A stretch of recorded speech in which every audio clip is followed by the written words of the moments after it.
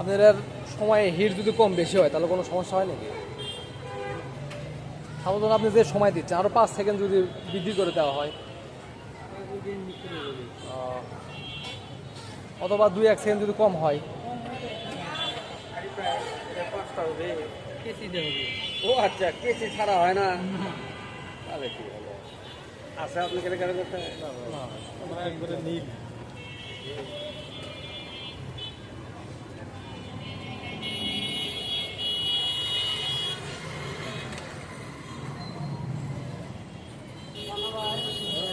बहुत ही अलग अलग